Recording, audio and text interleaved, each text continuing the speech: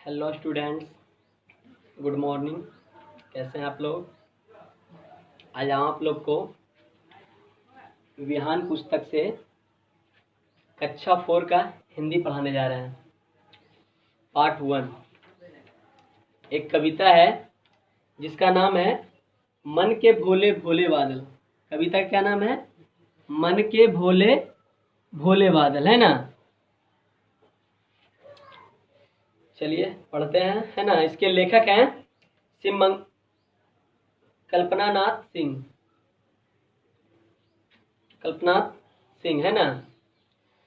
तो हम जैसे से पढ़ेंगे आप लोग भी उंगली रख के उसी प्रकार पढ़िएगा। चलिए पढ़ते हैं ना। झब्बर झब्बर वालों वाले, गुब्बारे से गालों वाले, लगे दौड़ने आसमान में, झूम झूम कर काले बादल।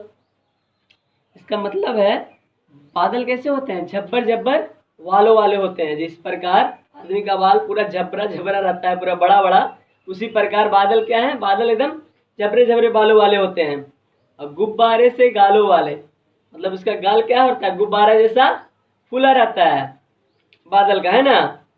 लगे दौड़ने आसमान में, झूम झूम कर काले बादल। बादल जो है आसमान में झूम झूम कर क्या करते रहते हैं?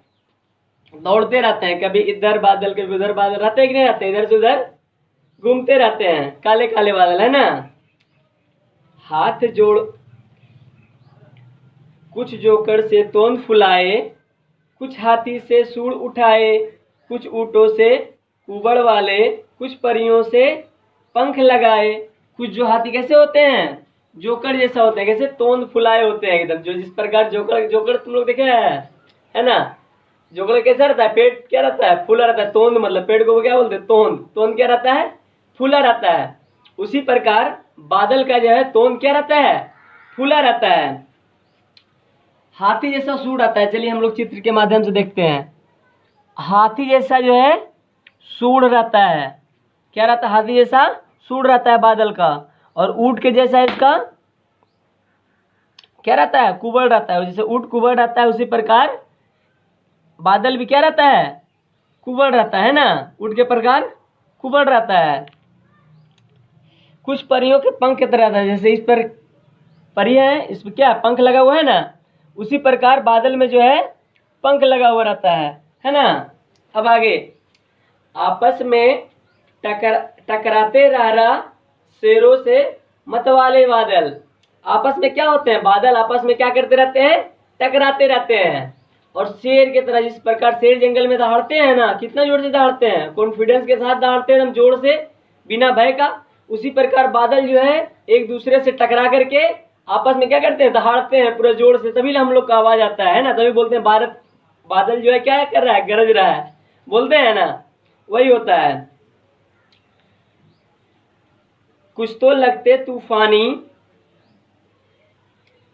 कुछ रह करते शैतानी, कुछ अपने थैलों से चुपके झरझर बरसाते पानी। कुछ जो है तूफानी करते हैं। क्या करते हैं? तूफानी करते हैं। मतलब बहुत सारा बादल क्या करते हैं? तूफानी करते हैं। और कुछ जो होते हैं वो शैतानी भी करते हैं। कभी बादल इधर चले जाते हैं, कभी उधर चले जाते हैं। इसी पर कुछ क्या करते हैं? तूफानी भी करते हैं, है ना। और कुछ थैला में पानी छुपाया हुआ रहता है। क्या करता है? पानी छुपाया हुआ रहता है। और धीरे धीरे क्या करते हैं? जमीन पर उसको बरसाता है बादल, है ना। झरझर झरझर पानी नीचे बरसाता है। अब आगे, नहीं किसी की सुनते कुछ भी, ढोलक ढोल बजाते बादल। बादल जो है कभी किसी का नहीं सुनते हैं। जिस प्रकार ढोलक बजता है उसी प्रकार वह जो है बजाते रहता है। कौन? बादल, है ना। ढोलक जिस प्रकार बजता है उसी प्रकार वह ढोल बजाते रहता है। रह रह कर छत पर आ जाते, फिर चुपके से ऊपर उड़ जाते। कभी कभी जिद्दी बन करके नदी नालों में लाते, फिर भी लगते बहुत भले, मन के भोले भोले बादल। या जो है कभी कभी हम लोग के छत पे आ जाता है बादल। धीरे धीरे कहाँ आ जाता है? हम लोग के छत के ऊपर आ जाता है। कभी कभी हम लोग देखते हैं कि बादल बहुत नजदीक आ गया है ना, और कभी कभी ये तुरंत फिर ऊपर चले जाते हैं। फिर कहाँ चले जाते हैं? ऊपर गायब हो जाते हैं, हो जाते हैं ना। आप लोग भी देखे होंगे, कभी कभी बादल क्या लगेगा, एकदम नजदीक आ रहा है पूरा, एकदम चारों, कभी इधर जा रहा है कभी उधर जा रहा है, पूरा बादल आते जाते रहता है। उसके बाद जो है कभी कभी ये गायब हो जाते हैं। बहुत जिद्दी होते हैं बादल। कैसे कैसे होते हैं? जिद्दी होते हैं, आएंगे फिर जाते हैं, फिर आते हैं, फिर जाते हैं, उसी प्रकार। उसके बाद है बाढ़ नदी नालों में लाते। क्या करते हैं? जब ज्यादा बरसात हो जाता है, जब ज्यादा बारिश होने लगता है, तो नदी नाला में क्या आने लगती है? बरसात आने लगती है। लगती है कि नहीं लगती है? पूरा नदी नाला भरने लगता है ऊपर ऊपर। कभी कभी बाढ़ के कारण हम लोग को कभी कभी बहुत सारा नुकसान भी हो जाता है कि नहीं? कभी कभी ये बह जाता है, उसका वो बह जाता है, बहुत सारा नुकसान भी हो जाता है। लेकिन फिर भी लगते बहुत भले बादल। फिर भी हमको बादल का मौसम बहुत ही अच्छा लगता है, बहुत ही सुहावना लगता है ना। और बादल जिस प्रकार घंघोर करती पूरा घेरे हुए रहती है, उस प्रकार मोर भी, जो एक पंछी है, मोर को आप लोग ने देखा होगा है ना। मोर क्या है? भारत का राष्ट्रीय पंछी है। बरसात के समय में वह खूब सारा नाचने लगती है। जिस प्रकार बादल घेर लेता है चारों तरफ से, पंछी जो है नाचना शुरू कर देती है ना। बादल का मौसम एक ऐसा मौसम जिसको सबको अच्छा लगता है। क्या आप लोग को अच्छा लगता है बादल का मौसम? हमें तो बहुत अच्छा लगता है। चलिए अब आगे, मन के भोले भोले बादल। कविता का नाम क्या था? मन के भोले भोले बादल। बादल क्या होते हैं? मन के पूरा भोले होते हैं, है कि नहीं? आशा करते हैं आप लोगों को कविता बहुत अच्छा से समझ में आ गया होगा, है ना। तो आप लोग मन से इसको याद कीजिएगा और सुनाइएगा, है ना। और आप लोग को जो SW दिया जाता है वो आप लोग बना करके दिखाइएगा।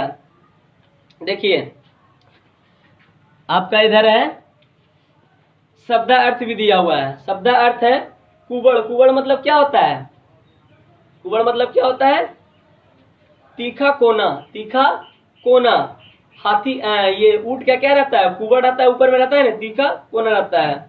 मतवाला मतलब होता है मस्त। मतवाला मतलब क्या होता है? मस्त। जिद्दी मतलब होता है हठी। जिद्दी मतलब हठी। भले मतलब होते हैं अच्छे। भले मतलब क्या होते हैं? अच्छे। चलिए शब्दार्थ आप लोग याद कर लीजिएगा। उसके बाद क में है सही कथन के सामने सत्य और गलत के सामने असत्य लिखें।